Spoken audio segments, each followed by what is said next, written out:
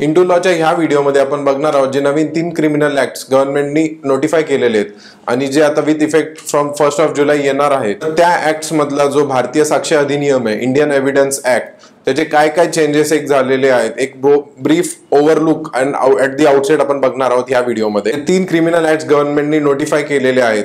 तर त्यातलं फर्स्ट आहे इंडियन पेनल कोड, जो की आहे भारतीय न्याय संहिता, आता नवीन नाव त्याचं. नंतर दुसरा जो आहे भारतीय न्याय सुरक्षा संहिता, जो की CRPC होता. आणि थर्ड जो आहे भारतीय साक्ष अधिनियम, जो की अर्स्टवाईल इंडियन एव्हिडन्स ऍक्ट होता ऑफ 1872. तर आपण आजच्या व्हिडिओमध्ये बघणार आहोत इंडियन एव्हिडन्स ऍक्ट, याच्यात काय काय चेंजेस आलेले आहेत. What made government to get in this law, म्हणजे काय गरज पडली की गव्हर्नमेंटला हा लॉ आणावा लागला. तर एक भारतीय साक्ष अधिनियम बघायच्या आधी आपण एक त्याचं थोडं बॅकग्राऊंड मध्ये आउटलुक घेऊया की का, म्हणजे कुठून ओरिजिन याचं आहे भारतीय साक्ष अधिनियम. Prior to independence India was ruled by Britishers. तर ब्रिटिशर्स ज्यावेळेस आले, India was united as a country but it was fragmented in itself. म्हणजे आपल्याकडे जे होते प्रिन्सली स्टेट्स वगैरे, those were having the different rules. म्हणजे आपली एक कंट्री म्हणून एक होती, but within the country many different countries as of असं एक एक्झाम्पल म्हणून बघितलं तर तसं होतं. तर every princely state and every other state was having their own rules and regulations and depending on that trials वगैरे चालायचे, though it be a criminal or civil offence. मग ज्यावेळेस ब्रिटिशर्स आले आणि Britishers were way ahead of time in this rule and order, म्हणजे law and order मध्ये Britishers were very ahead of us. मग त्यांना एक नीड फील झाली की there should be a codification of law, entire country should be enveloped in a single piece of law. त्यासाठी ब्रिटिशर्सनी 1853च्या चार्टरमध्ये हे मेन्शन केलं, लॉ कमिशन ऑफ इंडियाचं इस्टॅब्लिशमेंट मेन्शन केली. मग लॉ कमिशन ऑफ इंडियाची ज्यावेळेस इस्टॅब्लिशमेंट झाली तर त्यावेळेस इंडियन एव्हिडन्स ऍक्ट, जो की अर्स्टवाईल होता आता भारतीय साक्ष अधिनियम आज जो बघणार आहोत आपण, तर इंडियन एव्हिडन्स ऍक्टची जी ड्राफ्टिंगची जिम्मेदारी होती ती दिल्या गेली सर जेम्स स्टीफनवर. Sir James Stephen was the pivotal person और the key person who played a major role in the drafting of this Indian evidence Act. तो जो हा ऍक्ट झाला त्यावेळेस इस्टॅब्लिश, आज पण आतापर्यंत म्हणजे टुडे वी आर इन 2024, आतापर्यंत जस्ट एक मायनर अमेंडमेंट्स बघितल्या तर there wasn't major changes, structural changes that were been made. आणि आज पण जो भारतीय साक्ष अधिनियम आपण बघणार आहोत तर त्याच्यात खूप की डिफरन्सेस नाही आहेत from the act that was been mentioned in 1872. So just आपण एक बघायला गेलो ते 150 वर्ष झाले त्या लॉ ऍक्टला, तरी पण अजून पण तो त्याच यांनी चाललाय with that spirit only and not major changes were been needed. म्हणजे किती त्यांनी progressive thinking they would have used at that time. आता इंडियन एव्हिडन्स ऍक्टला 150 इयर्स अराउंड झालेले आहे, still that act is in its very spirit. म्हणजे त्याच्यात खूप major changes aren't been needed. आता जो ऍक्ट आलेला आहे, जो गव्हर्नमेंटनी आणलेला आहे, त्याच्यात खूप मेजर चेंजेस नाही आहेत, एक मायनर चेंजेस आहेत 2-3 जे विथ लॉ, म्हणजे with the changes in contemporary times त्याला कसं अकोमोडेट करता येईल तर ते चेंजेस आणलेत. तर ते आपण या ऍक्ट मध्ये बघणार आहोत. तर प्रायर टू गेटिंग स्टार्टेड एक कंपॅरेटिव्ह अनालिसिस जर आपण बघायला गेलो इंडियन एव्हिडन्स ऍक्ट आणि भारतीय साक्ष अधिनियमचं, तर इंडियन एव्हिडन्स ऍक्ट जो होता ऑफ 1872, सो त्याच्यात आपल्याकडे 11 पार्ट्स आपल्याला बघायला भेटतात अँड अराउंड 167 सेक्शन्स मध्ये तो डिस्ट्रीब्यूट झालेला होता. भारतीय साक्ष अधिनियम जो आणलेला आहे तर याच्यात आपले पार्ट्स एक वाढवलेला आहे, 4 पार्ट्स केलेले आहेत अँड अराउंड 170 सेक्शन्स याच्यात इन्क्लूड केलेले आहेत. आता बघायला गेलो तर लॉज हे दोन पार्ट्स मध्ये डिस्ट्रीब्यूट केलेले असतात मेजरली. एक सबस्टेंटिव्ह लॉ असतात आणि एक असतात प्रोसिज्युरल लॉज. सबस्टेंटिव्ह लॉज म्हणजे जिथं रूल्स अँड रेग्युलेशन्स रिटर्न असतात आणि प्रोसिज्युरल लॉज म्हणजे ते असतात जी की म्हणजे जर in case of any litigation किंवा केस गेली तर what all procedure needs to be followed, कोणती प्रोसिजर फॉलो केली पाहिजे for delivering the fair trial. हा जो एव्हिडन्स ऍक्ट आहे हा पूर्णपणे सबस्टेंटिव्ह आहे की प्रोसिज्युरल आहे, हा खूप एक बऱ्याचदा क्वेश्चन पडतो. तर एव्हिडन्स ऍक्ट जो आहे तो एक ऍडजेक्टिव्ह लॉ म्हणून कन्सिडर केला जातो. ऍडजेक्टिव्ह लॉ का बरं? कारण याच्यात प्रोसिजर आणि सबस्टेंटिव्ह याचे काही पार्ट्स इन्क्लुडेड आहेत, म्हणून हा एक ऍडजेक्टिव्ह लॉ कन्सिडर केला जातो. एव्हिडन्स ऍक्टचं जे ओरिजिन आहे, आपण तर आता हे कोडिफाय झाल्यावर ब्रिटिशर्स पासून बघत आहोत, पण त्याचे जे रूट्स आहेत ते कुठं ना कुठं आपल्याला एन्शियंट पिरियड मध्ये पण भेटतात, जसं काही धर्म, स्मृतीज किंवा संस्कृत बुक्स जे आपले मायथॉलॉजीज वगैरे होते तिथं पण काही ना काही रेफरन्स आपल्याला भेटतो. स्मृतीज मध्ये मेन्शन्ड आहे. लेख्य म्हणजे होते की डॉक्युमेंटरी एव्हिडन्सेस, साक्षी म्हणजे होते विटनेसेस, भुक्ती म्हणजे होती पजेशन. त्या काळात जे होते जजेस वर म्हणजे किंग्स यूज टू डिसाइड की मग कुणाचं अगेन्स्ट काय ऑफेन्स वगैरे असेल तर. आणि जस्टिस जे होती ती धर्मग्रंथ जे होते म्हणजे जे टेक्स्ट होते according to that law was been followed, procedure ती फॉलो केल्या जायची. हे झाले एन्शियंट टाइम. मिडिवल टाइम्स मध्ये ज्यावेळेस आपल्याकडे मुस्लिम रूलर्स आले त्यावेळेस मोहम्मदियन लॉज जे होते, मोहम्मदन लॉज, त्यांच्या अकॉर्डिंग पण त्यांच्या हनाफी लॉज मध्ये पण तसे मेन्शन्ड होते की प्रोसिजर्स मेन्शन्ड होत्या एव्हिडन्स ऍक्टच्या, तर ते पण आपल्याला टेक्स्ट मध्ये भेटतात. तर परत लॅटिन टर्मिनॉलॉजीच्या अकॉर्डिंग दोन टाइप्सचे लॉज असतात, एक लेक्स फोराय असतो आणि एक लेक्स लोसाय असतो. लेक्स फोरी किंवा लेक्स लोसाय जे म्हणतो आपण, लेक्स फोरी म्हणजे तो असतो की लॉ ऑफ दी फोरम असतो, म्हणजे जो की इंडियन एव्हिडन्स ऍक्ट आहे. आणि लॉ ऑफ दी लँड जसे की लेक्स लोसाय असतो तो आहे आपले IPC.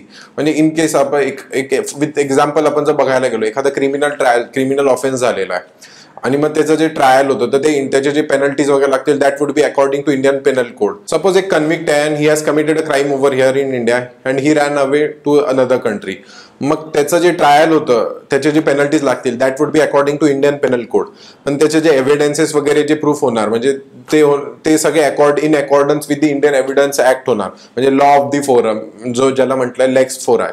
इंडियन एव्हिडन्स ऍक्ट हा लेक्स फोर आहे म्हणून आहे आणि इंडियन पेनल कोड वगैरे जे आहेत ज्याच्यात पेनल्टीज मेन्शन्ड आहे तर हे लेक्स लोसाय आहे, लॉ ऑफ दी लँड. तर आपण बघणार आहोत जे मेजर प्रिन्सिपल्स आहे ज्यावर भारतीय साक्ष अधिनियम हा बेसिस एक त्याचा फॉर्म होतं किंवा एक बेस, कन्स्ट्रक्टिव्ह बेस म्हणतो, ज्याच्यावर त्याचं मेन क्रक्स आपल्याला कळतं.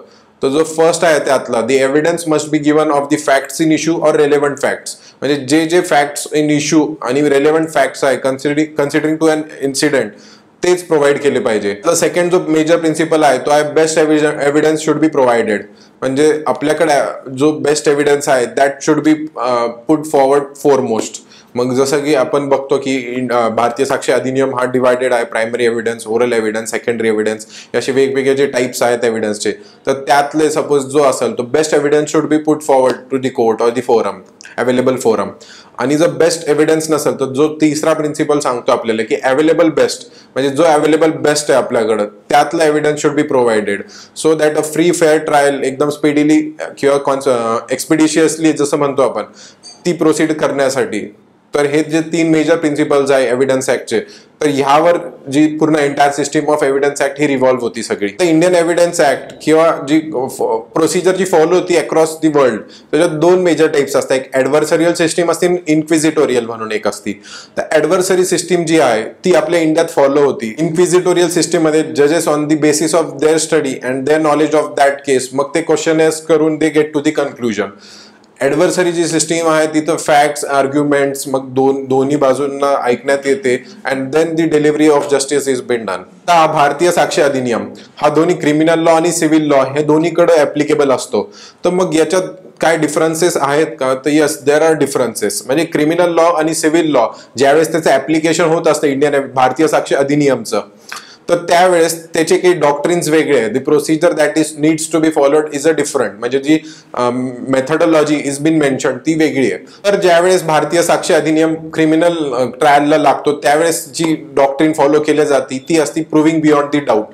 म्हणजे आपल्या ज्युडिशरीत असं एक डॉक्ट्रिन आहे की ज्यात प्रूव्हिंग बियॉन्ड दी डाऊट, म्हणजे डाऊट नसला पाहिजे कुणाला पण कन्व्हिक्ट करताना. जी एक ब्लॅकस्टोन्स रेशो म्हटलं जातं किंवा ब्लॅकस्टोन्सची एक फिलॉसॉफी आहे. ब्लॅकस्टोन एक फिलॉसॉफिकल थिंकर होता ज्याचा ज्युरिस्प्रुडन्समध्ये खूप मोठा रोल आहे. तर त्यामध्ये त्यांनी मेन्शन केले आहे की 10 गुन्हेगार सुटले तरी चालतील पण एक इनोसंट ट्रायल नाही झाला पाहिजे, कन्व्हिक्ट नाही झाला पाहिजे. तर मग ती based on the same ideology आपलं जे ज्युरिस्प्रुडन्स आहे क्रिमिनल ज्युरिस्प्रुडन्स त्यामध्ये आपण ही ideology proving beyond the doubt ही आपण फॉलो करतो. आणि ज्यावेळेस भारतीय साक्ष अधिनियम हा सिव्हिल लॉजला ऍप्लिकेबल होतो तर स्टँडर्ड प्रूफ ऑफ फॅक्ट्स किंवा प्रीपॉन्डरन्स ऑफ फॅक्ट्स जसं म्हणतो की जे फॅक्ट्स आहेत बेस्ड ऑन दॅट कन्क्लुजनला पोहोचल्या जातं. Accordingly the based on the doctrines तशी प्रोसिजर फॉलो केल्या जाते बी it civil or criminal trial. आता आपण बघणार आहोत की कोणते कोणते सेक्शन्स आहे जे रिमूव्ह केलेले आहे इरिलेव्हन्सीमुळं इंडियन एव्हिडन्स ऍक्ट मध्ये जे मेन्शन होते आणि भारतीय साक्ष अधिनियम मध्ये आता पार्ट नाही आहेत. सेक्शन 3 मध्ये डेफिनेशन ऑफ इंडिया दिलेली होती तर ती आता रिमूव्ह करण्यात आलेली आहे. सेक्शन 22 मध्ये what all evidences could be presented in the form of electronic records याचे मेन्शन होतं तर ती एक डेफिनेशन तो एक सेक्शन रिमूव्ह करण्यात आला आहे. त्यानंतर सेक्शन 82 मध्ये होतं की documents that could B ऍडमिसिबल in England. तर आता जो ऍक्ट त्यावेळेस काढला होता कॉमनवेल्थ जर बघायला गेलो तर इंडियन एव्हिडन्स ऍक्ट जो आहे so not much of difference. जिथं जिथं कॉमनवेल्थ म्हणजे कंट्रीज म्हणजे जिथं जिथं ब्रिटिशचा रूल होता आणि तुम्ही जर त्यांचे इंडियन एव्हिडन्स ऍक्ट किंवा एव्हिडन्स ऍक्ट तिथला जो लॉ ऑफ लँड तिथला असेल तो जर आपण बघितला तर कम्पॅरिझन केलं तर not much differences are there. एक सेक्शन 82 होतं ज्याच्यात admissibility of evidences in England, court of England हे मेन्शन्ड होतं, तर ते एक रिमूव्ह करण्यात आलं ड्यू टू इट्स इरिलेव्हन्सी.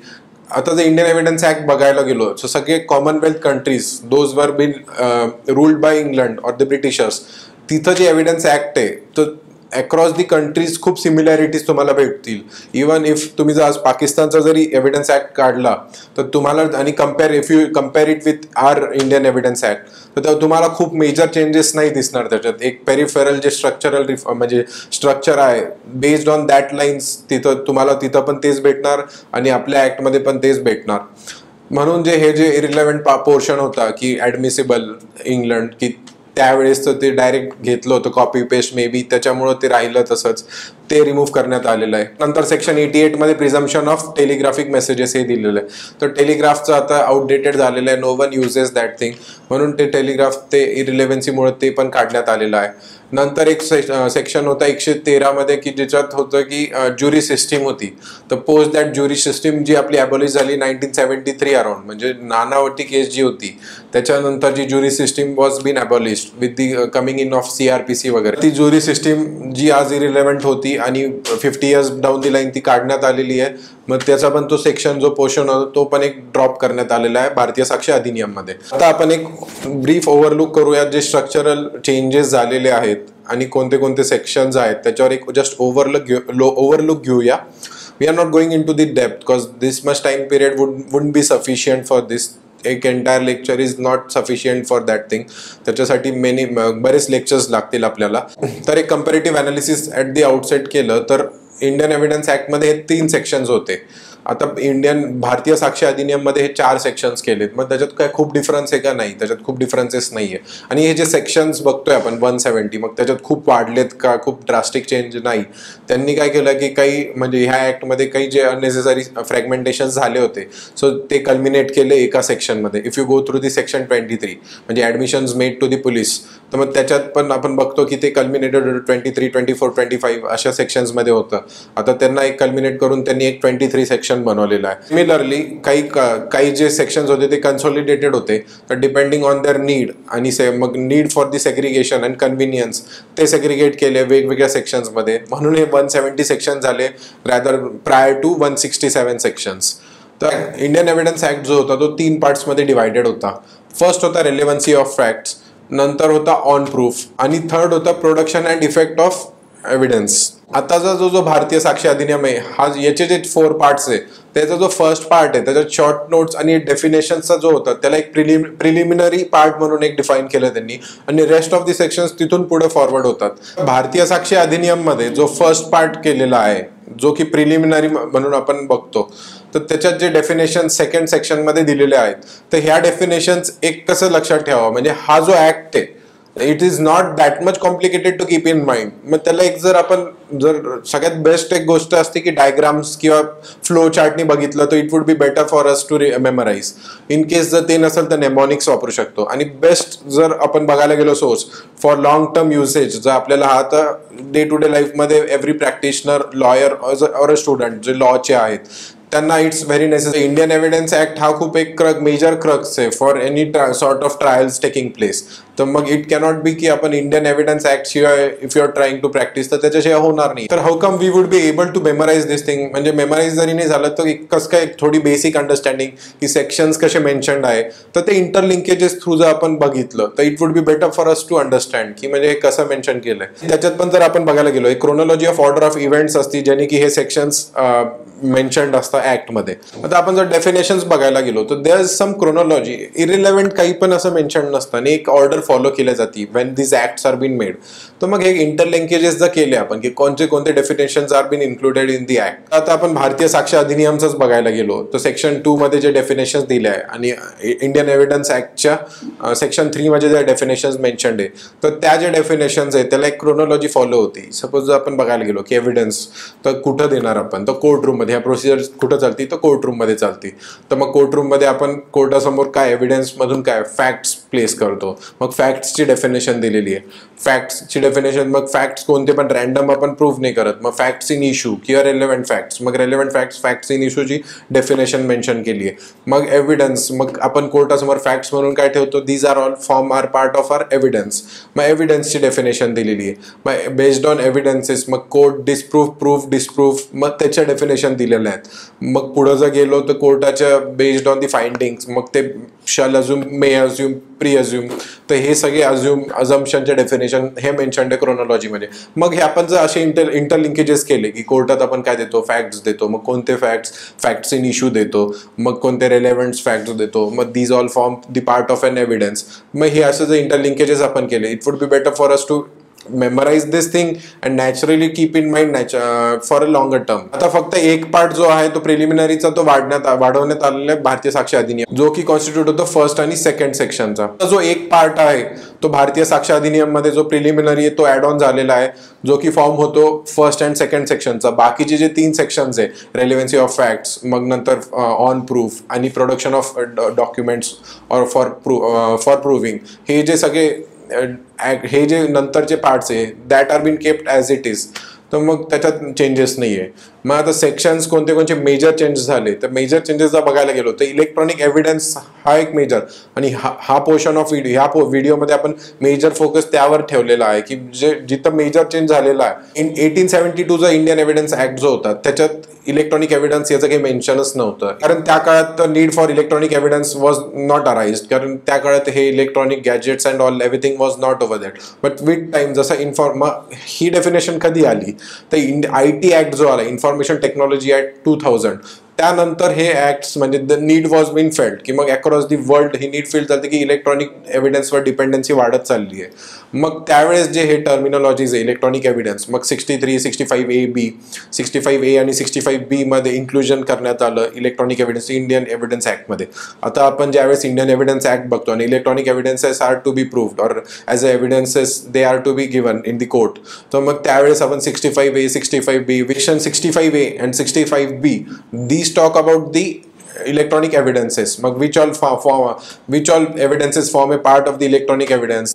आता डॉक्युमेंट्सची जर आपण डेफिनेशन बघितली तर त्यात असं म्हटलं जातं की तर डॉक्युमेंटची आपण डेफिनेशन बघितली त्याच्या लेटर पोर्शनमध्ये इलेक्ट्रॉनिक रेकॉर्ड्स यांनी इन्क्लूड केलेलं आहे, पण प्रायर डेफिनेशन तशीच ठेवलेली आहे. Any matter express, described or otherwise in the form of letter, figure or marks and used as a document and used for the purpose of recording that matter and includes electronic and digital records. He definition आणलेली आहे की ज्याच्यानी डॉक्युमेंट्सची amend करून आणि त्याच्यात document electronic आणि digital रेकॉर्ड्सचा एक inclusion करण्यात आलाय. तर हा एक मेजर चेंज करण्यात आलेला आहे. इलेक्ट्रॉनिक एव्हिडन्स ऍक्टचं आपण इनडेप्थ थोडंसं एक केस लॉज आणि काय काय चेंजेस आले ते बघण्या अगोदर आपण एक सेक्शन्स बघूयात की कोणते कोणते मेजर चॅप्टर्स आणि सेक्शन्स आहेत की जे चेंजेस झालेले आहेत अकॉर्डिंग टू दी भारतीय साक्ष अधिनियम. तर आता आपण बघायला गेलो तर पार्ट 2 मध्ये रेलेव्हन्सी ऑफ फॅक्ट्स आणि चॅप्टर 2 ज्याला म्हणतो आपण, जो सेक्शन 3 ते 50 आहे सेक्शन. आता जो सेक्शन 4 to 14 आहे, it talks about closely connected facts. Closely connected facts to our facts in issue, म्हणजे जे आपण फॅक्ट्स प्रोव्हाइड केले किंवा रेलेव्हंट फॅक्ट्स दिले ते. Section 15 to 25 it is about the admissibility of the facts. नंतर सेक्शन 26 to 27 जो आहे it talks about the statement by persons who cannot be considered as witness. नंतर जर पार्ट 3 बघितला आणि त्यातला चॅप्टर 3 जर बघितला तर it talks about the facts which need not be proved. मग नंतर चॅप्टर 4 त्याच्यातला जो आहे तो आहे it talks about the oral evidence. Chapter 5 it talks about the documentary evidence. नंतर चॅप्टर 6 जो आहे it talks about the oral evidences that are been excluded from the documentary evidence, म्हणजे priority is given to the documentary evidence in comparison to the oral evidences.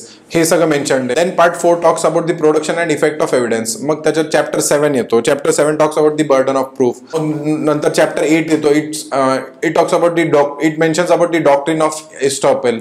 Doctrine of estoppel काय म्हणते, when a person by his declaration or an act of omission tries to make intentionally or permitted another person to believe such a thing and to act upon it, neither he nor is any of his representatives would be allowed to deny the admissibility of facts mentioned earlier or presented earlier. म्हणजे एखादं trial सूट, मग ह्या डॉक्ट्रिनचा meaning काय होतं. तर प्लिकार्ड versus seers म्हणून एक landmark judgement होतं, तर त्याच्यातून ही डॉक्ट्रिन इव्हॉल्व्ह झालेली आहे. तर ह्या डॉक्ट्रिनचं मेजर म्हणणं असं आहे की if a trial is going on आणि सर्टन फॅक्ट्स हे आधी मेन्शन केलेले आहेत and they are been proved, आणि नंतर तुम्ही त्याची admissibility you are questioning it, तर तसं चालत नाही. म्हणजे court would take that thing in regard. Court would म्हणजे स्टॉप, म्हणजे कोर्ट तिथं तुम्हाला स्टॉप करेल. कोर्ट म्हणाल की earlier you have admitted this facts, now you are counter arguing them. म्हणजे तुम्ही तेच जर काउंटर करत असताल किंवा त्याच्यातच तुम्ही तेच जे फॅक्ट अर्लियर तुम्ही स्वतः मेन्शन केलेले आहेत and you are again denying those facts and proving and altered facts तुम्ही कोर्टाला प्रोव्हाइड करताय, तो court wouldn't admit those facts. मग ह्या डॉक्ट्रिन मधून कोर्टाचं ते म्हणणं डिराईव्ह होतं. मग चॅप्टर 9 जो आहे it talks about the witnesses. Chapter 10 जो आहे it talks about the examination of witnesses. आणि chapter 11 of improper admission and rejection of evidence.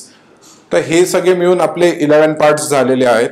आणि 12 जो पार्ट आहे जो भारतीय साक्ष अधिनियम मध्ये इन्क्लूड केलेला आहे, it talks about the repealing and savings. म्हणजे रिपील ऑफ सेक्शन्स, म्हणजे कोणते कोणते सेक्शन्स रिपील केलेले आणि इफेक्टिव्हनेस ऑफ द भारतीय साक्ष अधिनियम.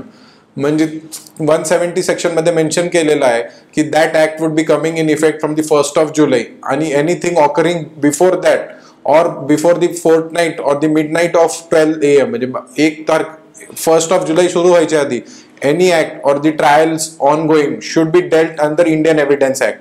म्हणजे भारतीय साक्ष नियम आधी इफेक्ट मध्ये येण्याआधी जे पण इन्सिडेन्सेस और पेंडिंग इश्यूज असतील that would be tried under the Indian Evidence Act. The procedure that needs to be followed in those cases or trials would be undergone through the Indian Evidence Act. तर हे section 170 मध्ये mention केलेलं आहे. Moving on to the major changes कुठं कुठं झालेले आहेत. तर मेजर चेंजेस आपल्याला बघायला भेटतात ते आहेत सेक्शन 57 ऑफ भारतीय साक्ष अधिनियम जो की आहे प्रायमरी एव्हिडन्स. सेक्शन 58 जो आहे सेकंडरी एव्हिडन्स रिलेटेड. आणि एक न्यूली इंट्रोड्यूस जो आहे section 61 which relates to the electronic evidence. तर हे आपण सेक्शन्स एक थोडक्यात बघण्याचा प्रयत्न करणार आहोत. तर सेक्शन 57 जो आहे ऑफ भारतीय साक्ष अधिनियम जो की प्रायरली होता 62 ऑफ इंडियन एव्हिडन्स ऍक्ट, आणि जो सेकंडरी एव्हिडन्स ऍक्ट तो सेक्शन 58 मध्ये दिलाय जो होता आधी 63rd section of Indian evidence act. तर आपण एक थोडक्यात बघू द्या काय काय चेंजेस आहेत. तर याच्यात जे आहेत ते एक्सप्लेनेशन्स मध्ये ऍड ऑन झालेले आहे प्रायमरी एव्हिडन्सचे. कारण एक प्रायमरी एव्हिडन्सची आता डेफिनेशन थोडी ब्रॉडर झालेली आहे, वायडर झालेली आहे, since it is including now electronic evidence also. तर मग त्याच्यात कोणते कोणते इलेक्ट्रॉनिक एव्हिडन्स कन्सिडर करणार आपण, किंवा इलेक्ट्रॉनिक रेकॉर्ड किंवा digital record, what all things are included. मग ही डेफिनेशन वाढवलेली आहे तर त्याचा व्याप पण वाढलेला आहे. तर आपण एक थोडक्यात बघणार आहोत की एक्सप्लेनेशन 4 to 7 जे आहेत, तर तुम्ही जर आय रिकमेंड की तुम्ही सोबत भारतीय साक्ष अधिनियम पण ठेवा आणि इंडियन एव्हिडन्स ऍक्ट पण ठेवा, जेणे की आपल्याला एक कंपॅरिझन करता येईल, कंपॅरेटिव्ह अनालिसिस की व्हॉट ऑल मेजर चेंजेस झालेले आहेत ह्या दोन्ही ऍक्टमध्ये. तर आपण जर बघितलं आता तर जो सेक्शन एक्सप्लेनेशन 4 आहे प्रायमरी एव्हिडन्सचा, तर तो असं सांगतो स्टोर्ड इन म्हणजे all the recordings would be considered as a primary evidence unless they are stored in simultaneously or sequentially in multiple forms. Suppose आपण एखादा व्हिडिओ रेकॉर्ड केलेला आहे आणि तो आपल्या लॅपटॉपमध्ये मल्टिपल फाइल्स मध्ये स्टोअर झालेला आहे, मल्टिपल फोल्डर्स मध्ये. तर each of the copy of that very folder किंवा very file of that video recording और any record digital record would be considered as a primary evidence. तर नंतरचा एक्सप्लेनेशन आहे explanation 5 where in the primary evidence is been recovered from a proper custody that would be considered as a primary evidence. हा जो explanation 5 आहे तर याच्यात chances आहे की पुढे जाऊन डिबेट अराईज होणार, जे अनलेस अनटिल काही अपहोल्डिंग्स किंवा जजमेंट्स हायकोर्ट कोर्टाचे येत आहेत. एक्सप्लेनेशन 5 कसं डिबेटेबल आहे. फॉर एक्झाम्पल जर आपण घेतलं की there is a matrimonial dispute between a husband and a wife, आणि त्यांच्या dispute and husband has found something, some obscene scenes और some obscene data on his wife's cellphone और स्मार्टफोन. तर त्यामध्ये and he is proving that he wants to prove that over that as an primary evidence in the court. मग आता त्याचं proper custody, cause that phone belongs to his wife, and how कुड it be considered as a primary evidence. मग तो एक डिबेटचा पुढे भाग राहणार आहे या ॲक्टमध्ये. आता ते unless and until it is appealed म्हणजे काही सक्सेसिव्ह जजमेंट्समध्ये, तर हा एक खूप डिबेटेबल क्वेश्चन याच्यात असणार. नंतरचा भाग आहे एक्सप्लेनेशन 6 ऑफ प्रायमरी एव्हिडन्स. असं सांगतो where video recording is simultaneously stored in electronic form and transmitted or broadcasted or transferred to another. Each of the stored recording is a primary evidence. म्हणजे simultaneously जर आपण आजकाल features आलेले suppose social media व्हॉट्सअपवर also, म्हणजे not necessary की तुम्ही photos and all गॅलरीतूनच अपलोड केले पाहिजे. There is an option over there in the app itself की तुम्ही photo immediately in the app itself काढून तुम्ही अपलोड करू शकता. क्लाउड जसं काय झालं, iCloud झालं किंवा गुगल ड्राईव्ह वगैरे झालं. काही ठिकाणी डायरेक्ट सिंकचे ऑप्शन्स असतात. Rather than storing it on your personal hard disk, ते डायरेक्ट ऑन क्लाउड जातं. तर मग any data or any recordings or anything that is been stored on the iCloud or any other cloud services, जसं की आपण broadcast ज्याला त्यांनी म्हटलेलं आहे, that would be also considered as an primary evidence. आणि लास्टचा जो एक्सप्लेनेशन आहे, where an electronic record is stored in multiple storage spaces in a computer space, such a automated storage including temporary files is a primary evidence. तर आता हे जे temporary files आपण आता तुम्ही बऱ्याचदा बघितले असताल की आपलं सपोज मायक्रोसॉफ्टचं कॉम्प्युटर आहे आणि if you store a file somewhere आणि त्याचा मग कधी चान्सेस असतं की त्याचे टेम्पररी फाईल्स क्रिएट होत असतात की आपण जे चेक करू शकतो. म्हणजे आपण जर ते कंट्रोल रन वगैरे करून केलं तर 10% केलं तर all the temporary files that are been stored म्हणजे मल्टिपल त्याचे फोल्डर्स झाले असतील तर you could spot those files in the computer. आणि अनलेस अँड अंटिल ते पूर्ण सगळं डिलीट केलंय तो ऑल डेटा कुठं ना कुठं ते मल्टिपल टेम्पररी फाईल्समध्ये सेव्ड असतो. तर even that files would be considered as primary evidence. आता हा तुम्ही म्हणत असाल टेम्पररी फाईल्स का बरं इतकं इम्पॉर्टंट आहे, कारण ज्यावेळेस IPR इन्फ्रिंजमेंट होत असतं तर असे केसेस आणि जजमेंट्स आलेले आहेत की त्याच्यातून टेम्पररी फाईल्समधून they were able to produce the evidences of primary evidence आणि ते खूप सक्सेसिव्ह और इफेक्टिव्ह हे होते evidences for the purpose of infringement. मग त्याच्यावर IPR अकॉर्डिंग जे हे इंटेलेक्च्युअल प्रॉपर्टी राईट्स असतात त्याच्या अकॉर्डिंग त्याचे केस लॉज आहेत की इन्फ्रिंजमेंट म्हणजे इलिगल पोझेशन ऑफ डेटा जर होता, इलिगल पोझेशन ऑफ डेटा जो होता in the form of temporary files तर that would be also considered as primary evidence. ही इन्फॉर्मेशन ज्यावेळेस IPR रिलेटेड केसेस असतात त्यावेळेस खूप इम्पॉर्टंट असते. सेक्शन 58 आहे तर त्याच्यात काय तर सेकंडरी एव्हिडन्स म्हणून एक ओव्हरऑल ऍडमिशन्स येतं, मग रिटर्न ऍडमिशन्स येतात आणि admissions by the expert in that field. मग कुणी जो एक्सपर्ट असेल त्या फील्डमधला की ज्याला माहिती आहे knowledge of the documents and all. Section 59 सांगतो proof of documents by primary evidence. 60 सांगतो proof of documents by secondary evidence which all evidences would be produced in the form of secondary evidence. Next section 61 बघूयात. Section 61 हा एक खूप important reform मानलेला आहे या ऍक्टमध्ये जो की एक नवीन अमेंडमेंटने आलाय आणि it wasn't bin priorly included. तो सेक्शन 61 जो आहे तो इलेक्ट्रॉनिक और डिजिटल रेकॉर्ड रिलेटेड तो असं म्हणतो नथिंग इन दिस अधिनियम shall apply to deny the admissibility of electronic और digital record in the evidence on the basis that it is an electronic or digital record and such record shall have the validity, enforceability and legal effect as other document. मग त्याचं असं म्हणणं आहे की एखादा electronic evidence किंवा digital record तुम्ही जर प्रेझेंट केलाय तर it should have the same legal validity as any other document just on the ground that हे इलेक्ट्रॉनिक और डिजिटल रेकॉर्ड आहे तुम्ही त्याची ऍडमिसिबिलिटी डिनाय करू शकत नाही. तर हे सेक्शन क्लिअरली एस्टॅब्लिश करत आहे. त्याच्यानंतर जो सेक्शन 62 आहे special provisions as to evidence relating to electronic record. तर स्पेशल प्रोव्हिजन्स काय आहेत ते त्याच्याबद्दल सांगते.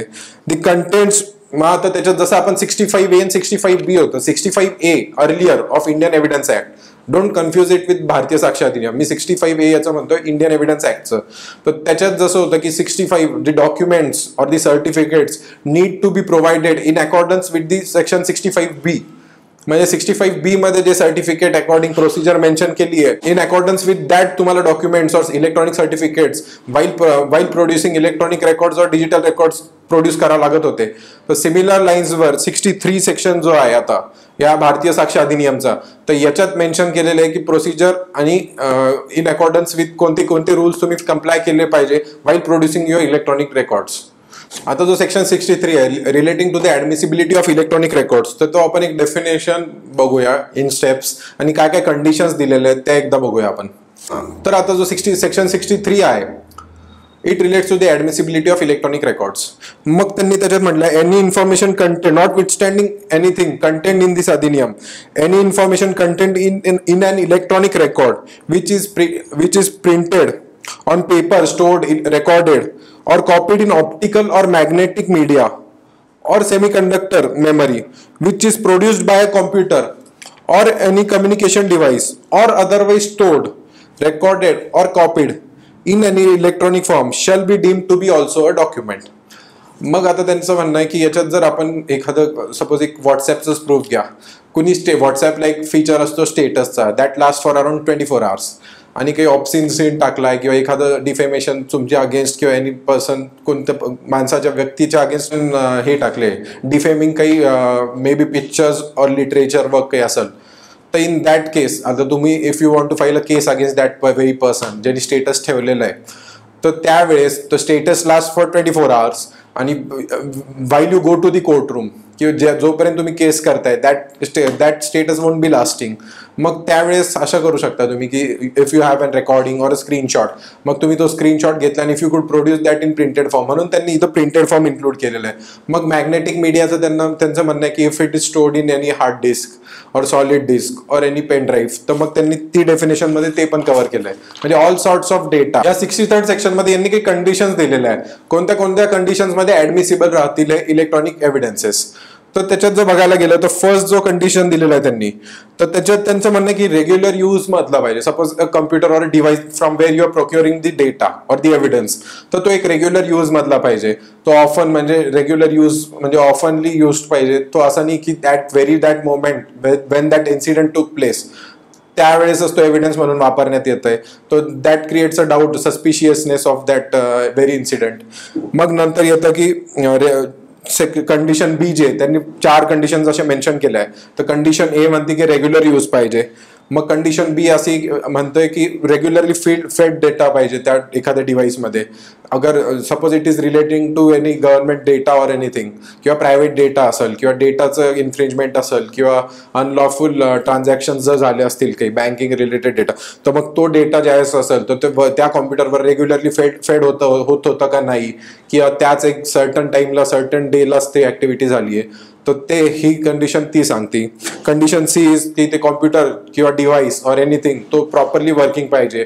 असं नको की त्याच दिवशी एखादं CCTV एनी रूम एखाद्या रूमचं it was not over there आणि त्याच दिवशी इन्स्टॉल केलं आणि दॅट व्हेरी मोमेंट इन्सिडेंट झालं and you recorded that would be consider. मग ते एक सस्पिशियसनेस परत क्रिएट करतो की ओव्हर दी टाइम नव्हता आणि जस्ट ओव्हरनाईट कसं काय तिथं आलं. तर हा एक मोठा इश्यू. डी जे it is related to the ordinary course the system or the device that is been procured, तर तो एक ordinary course day to day life मधला यूज मधलाच पाहिजे.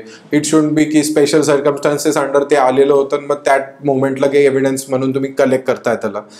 आता जसं की मी म्हटलं की इलेक्ट्रॉनिक एव्हिडन्स मध्येच मेजर चेंजेस भारतीय साक्ष अधिनियम मध्ये झालेले आहेत. तर हे जे चेंजेस झालेले आहेत these are because of over the time जे जजमेंट सक्सेसिव्ह जजमेंट्स येत गेलेत, तर त्याच्या अकॉर्डिंग ह्या ऍक्टने डिरेक्शन घेतलेली आहे. मग ते आपण काही ऍक्ट बघूया जे लँडमार्क जजमेंट झालेले आहेत. आता आपण काही लँडमार्क जजमेंट्स बघणार आहोत रिलेटेड टू इलेक्ट्रॉनिक एव्हिडन्स. तर यातलं जे फर्स्ट लँडमार्क जजमेंट होतं it was of Navjot Sandhu versus NCT Delhi. तर हा जो case law it is related to the attack on the parliament.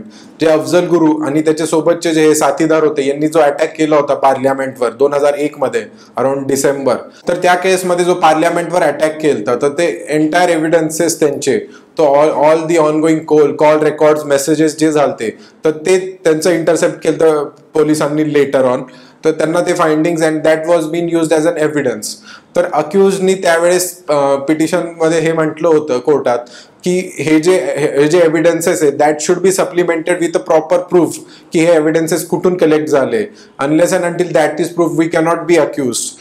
तर मग त्याच्या अगेन्स्ट कोर्टाने त्यांच्या अगेन्स्ट हे जजमेंट डिलिव्हर झालं तर त्यावेळेस PV Anwar versus PK Basheer in the year of 2014. तर त्यात कोर्टाने असं अपील केलं की if you are providing an electronic evidence तर in that case electronic certificate is mandatory for producing that electronic evidence.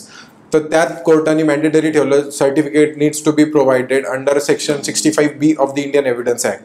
अजून एक जजमेंट ज्यांनी 2014चं अनवर वर्सेस बशीर जजमेंटला ओव्हररूल केलं ते होतं Mohammad Shafi versus state of Himachal Pradesh. तर त्या जजमेंटमध्ये कोर्टाने असं स्टेट केलं, कोर्टाने क्लॅरिफाय केलं की अंडर सेक्शन 65B दी प्रोसिजर, कोर्टाने असं मेन्शन केलं की the procedure under section 65B is entirely procedural and can be relaxed by the court on its discretion. मग कोर्टाचं जर वाटलं discretion to deliver a faster or speedy justice किंवा fair ट्रायलसाठी की सर्टिफिकेट इज नॉट नेसेसरी, तर त्यावेळेस court relax करू शकतं ते norms and the evidences that are been proved in the electronic evidence form that could be admitted without a certificate. हे एक इम्पॉर्टंट जजमेंट होतं जे 2018ला प्रोनाऊन्स झालं. शफी मोहम्मदच्या जजमेंट नंतर दी लँडमार्क जजमेंट जे झालं ते आज पण अपहेल्ड झालेलं आहे. आणि in case we want to prove any electronic evidence so we need to comply with the orders mentioned in that rule. तर मग ते जजमेंट प्रोनाऊन्स झालं. 3 जज बेंच होतं हेडेड बाय श्री रोहिंटन नरिमन यांनी, justice Rohinton Nariman, and it was Arjun Khotkar versus Kailash Gorantyal in the year 2020. तर त्या जजमेंटमध्ये अर्जुन खोतकर वर्सेस कैलास गोरंट्याल त्यांनी अपहेल्ड केलं की the views expressed are totally incorrect. Straight away त्यांनी डिनाय केलं की producibility of 65B is a discretion of the court. आणि त्यांनी ते मॅन्डेट आणि अगेन त्यांनी ते मॅन्डेटरी केलं. हायपोथेटिकल सिच्युएशननी आपण एक क्वेश्चन बघू. सपोज आपण राहतोय, मी एका लोकॅलिटीत राहतोय, तिथे एखादा खून झालाय. त्या खुनाच्या ठिकाणी सपोज माझ्यावर एक सस्पिशियन येत आहे की मी ॲट दॅट टाइम मी तिथं होतो, पण एक जे आपण म्हणतो की एक IPC मध्ये एक हे स्टेट ऑफ अलाबा आहे, म्हणजे I was not over there at that very moment when the incident took place, जसं त्या डॉक्ट्रिनमध्ये म्हटलं जातं. तर मी क्लेम केलं की I was not over there, I was in Delhi at that very moment. मग कोर्टाने मला सपोज म्हटलं की पोलिसांनी किंवा कोर्टाने मला म्हटलं की प्रूव्ह युअर डॉक्युमेंट्स, म्हणजे तुमच्याकडे काय प्रूव्ह आहे की तुम्ही at that time of the incident तुम्ही त्या ठिकाणी नव्हता. तर मी म्हणाल की माझ्याकडे तिकीट आहे, पण आता तिकीट किंवा एअरवेचं फ्लाईटचं तिकीट असेल, तर फ्लाईटचं तिकीट पण ते जे माझ्या पोझिशनमध्ये असतं that is not a primary evidence. कारण जे पण आपण सपोज तुम्हाला पण आपण सपोज फ्लाईट एअरपोर्टवर गेलो तर जे आपल्याला तिकीट काढून देतात that comes out as a print out from, म्हणजे आपण जर डिजिटली त्यांना दाखवलं तर आपलं जे हार्ड तिकीट येतं at the time of check in, तर that comes as a print out. मग ते ओरिजिनल कॉपी जे असती that is been stored in the computer of the airlines. तर मग आता आपण त्या पोझिशनमध्ये नाही आहे त्या PCच्या कॉम्प्युटरच्या, तर मग आपण तो कसा रिट्रीव्ह करणार data and to produce to the court. In that case कोर्टनी अपेंड केलं, the court has got the authority. Court त्यांना समन्स इश्यू करू शकतं एअरलाईन्सला की in case they need this for the verification purpose, तर मग कोर्ट त्यांना ऑर्डर देऊ शकते एअरलाईन्सला की तुम्ही यांचं ticket for the verification purpose of evidence तर तुम्ही ते प्रोड्यूस करा. We need to check this validity की जे मी स्टेट करतोय की whether I was there at the moment of that killing or that incident or the mishappening. CPC under Civil Procedure Code under Order 16 under कोर्टाला powers आहे to issue summons to the third party. मग नंतर जर CRPC under section 91 under 315 under कोर्टाकडे powers आहे to issue the summons in case they want to retrieve the data. नंतर section 165 of Evidence Act under कोर्टाकडे powers आहेत. जर त्यांचं satisfaction नसेल and they want more data म्हणजे थर्ड पार्टीकडून, तर त्यांच्याकडे ते पॉवर्स आहे to get it through summons. तर ह्या सगळ्या पॉवर्स वापरून कोर्ट डेटा रिकॉल करू शकतं in the form of evidence. मग हे this was been held in the case of Arjun Khotkar versus Kailash Gorantyal. हे जे लँडमार्क जजमेंट्स आणि रिफॉर्म्स जे आले भारतीय साक्ष अधिनियममध्ये हे खूप एक इम्पॉर्टंट ठरणार आहे over the years of practice इथून पुढच्या. कारण इलेक्ट्रॉनिक डिपेंडन्स वाढलेला आहे, डेटाचे वेगवेगळे फॉर्म्स आलेत, स्टोरेजचे फॉर्म्स वेगवेगळे आलेत, डिव्हायसेस वेगवेगळे आलेत, तर इलेक्ट्रॉनिक रेकॉर्ड्स वेगवेगळ्या स्वरूपात आलेले आहेत. तर त्यावेळेस त्यांची डिपेंडन्सी ज्यावेळेस वाढतील आणि क्राईम रेट्स वाढतं किंवा सिव्हिल लिटिगेशन पण वाढतं, तर त्यावेळेस हे सगळं खूप इम्पॉर्टंट ठरणार आहे. आणि त्याचं इन्क्लुजन करून जो हा नवीन ॲक्ट आला आहे तर त्याचं इम्पॉर्टन्स आता इथून पुढं येणाऱ्या काळात आपल्याला कळेल की कोणते इलेक्ट्रॉनिक एव्हिडन्स. आणि अजून पण काही लूप होल्स असतील आहेत त्याच्यात, जे की सेक्शन 61 आणि 63 इलेक्ट्रॉनिक एव्हिडन्सचे सेल्फ कॉन्ट्रॅक्टिंग स्टेटमेंट्स आहे नॉट विथ स्टँडिंगवाला. तर हे पण आपल्याला पुढे बघण्यात येईल की कसं कोर्टाचे जजमेंट्स याला अजून सिम्प्लिफाय करतील. तर आपण जी आता ही इंडियन एव्हिडन्स ॲक्टची जर्नी पाहिली right from the year of 1872 since its implementation till today in the year 2024. So this all the dependence on the Electronic Evidence Act and the Bharatiya Sakshi Adhiniyam, the roots that I have already said are from the ancestors or the ancestral scripts of ours. If we take for example in Indian Evidence Act dying declaration, तर dyeing declaration जे under 26A आता 26 subsection 1 under भारतीय साक्ष अधिनियम मध्ये दिलंय. तर dyeing डिक्लेरेशनचं जर आपण हिंदू मायथॉलॉजीज मध्ये बघितलं सर, रामायणामध्ये ज्यावेळेस रावण सीताचं अपहरण करायला येतो त्यावेळेस जटायू हा मध्ये पडतो आणि रावण त्याचे पंख छाटून देतो आणि सीताला घेऊन जातो. तर ज्यावेळेस राम सीताला शोधत येतात तर त्यावेळेस हा जखमी अवस्थेत पडलेला असतो जटायू. तर तो रामाला सांगतो की रावणाने सीताचं अपहरण केलंय आणि दक्षिणेकडे लंकेकडे घेऊन गेलेला आहे. तर राम त्याच्या बोलण्यावर विश्वास ठेवून त्या दिशेने त्या लंकेकडे जातात. तर हे लॅटिन प्रिन्सिपल जे त्याच्याशी को रिलेट होतं. जी लॅटिन प्रिन्सिपल आहे related to doctrine of this dying declaration की no one at the time of death lies. तर त्याचं जे नेमो मॉरिट्युरस प्रॉस्युंटर मेंटेरी म्हणून एक लॅटिन प्रिन्सिपल आहे related to this dying declaration. Similar एक इन्सिडेंट आपल्याला जे आहे जो आजचा आपला भारतीय साक्ष अधिनियम आणि इंडियन एव्हिडन्स ऍक्ट मध्ये जो भेटतो तो आहे महाभारताच्या मायथॉलॉजीज मधून, जो की आहे सर्कमस्टन्शियल एव्हिडन्स रिलेटेड. तर एक स्टोरी जी आहे ती आहे कर्ण आणि परशुरामाची. परशुराम हे गुरु असतात कर्णचे. एक दिवशी दुपारी कर्णाच्या मांडीवर त्याचे गुरु आराम करत असतात, विश्रांत करत असतात. तर त्यावेळेस कर्णाला एक विंचू चावतो. जो तो विंचू चावतो तो विंचूचं पेन इतकं एक्स्ट्रीम असतं आणि कर्ण पूर्ण रक्ताने भरून जातो सगळं. तर त्यावेळेस कर्ण बिलकुल मुवमेंट करत नाही कारण त्याच्या गुरुची झोप मोडू नये म्हणून. पण ज्यावेळेस परशुराम उठतात झोपेतून आणि बघतात की कर्ण पूर्ण रक्ताने भरलेला आहे तर त्यावेळेस ते विचारतात की कर्ण तू एवढं पेन कसं काय टॉलरेट करू शकला. मग परशुराम म्हणतात की खरं सांग तू क्षत्रिय आहेस ना. तर त्या मुवमेंटला त्यांना क्लिअर होऊन जातं की एवढा पेन तर हा ब्राह्मण एखादा कोणी हँडल करू शकत नाही, हा नक्की एक क्षत्रिय वॉरियर फॅमिलीतून आलेला आहे. म्हटलं परशुराम त्याला श्राप देतात की मी तुला विचारून पण तू मला खरी तुझी कम्युनिटी सांगितली नाही. तर त्यावेळेस परिस्थितीतून परशुरामांना कळतं की अर्जुन हा एक क्षत्रिय फॅमिलीतून आलेला आहे. तर आजच्या इंडियन एव्हिडन्स ऍक्टचं जे आपण म्हणतो सर्कमस्टन्शियल एव्हिडन्स ते तसं को रिलेट होतं त्याला. ते आपल्या एव्हिडन्सची कनेक्शन आणि इम्पॉर्टन्स हे आपल्याला लहानपणापासून आपण ग्रूम जसं होतो ते एव्हरीवेअर आपल्याला एव्हिडन्सचं कुठं ना कुठे गरज पडत असते.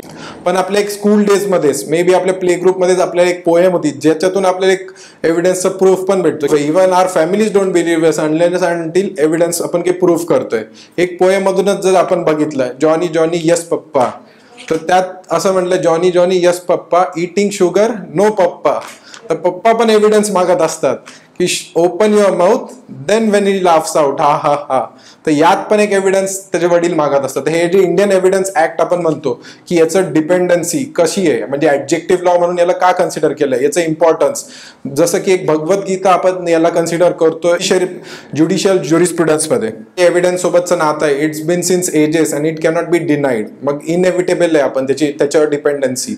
ज्यावेळेस आपण ऍज अ लॉयर किंवा वकील म्हणून ज्यावेळेस आपण काम करत असतो कोर्टरूम मध्ये तर हे ऍक्ट किंवा एव्हिडन्स ऍक्ट किंवा भारतीय साक्षी अधिनियम जो आहे तर ते आपल्याला एक चांगली त्याची तयारी व्हायलाच पाहिजे. त्या ऍक्टचे आपल्याला चांगलं नॉलेज पाहिजे, सेक्शन्स अँड ऑल काय काय इम्प्रूव्हमेंट झाले थ्रू लँडमार्क जजमेंट्स. तर एक छोटासा माझा प्रयत्न होता की एक इंडियन एव्हिडन्स ऍक्ट जो आता अमेंड होऊन भारतीय साक्ष अधिनियम झालाय की ज्याचे रिफॉर्म्स आलेले आहेत सध्या इन डेप्थ अजून section by section I try to make an video series lecture series त्यात आपण एक सेक्शन करून त्याला आपण अजून विथ लँडमार्क जजमेंट्स आपण जसं सपोर्ट करू शकतो for a better clarity for judicial aspirants आणि बाकी पण जे लॉ स्टुडंट्स आहेत त्यांना हेल्पफुल होईल याच्यासाठी.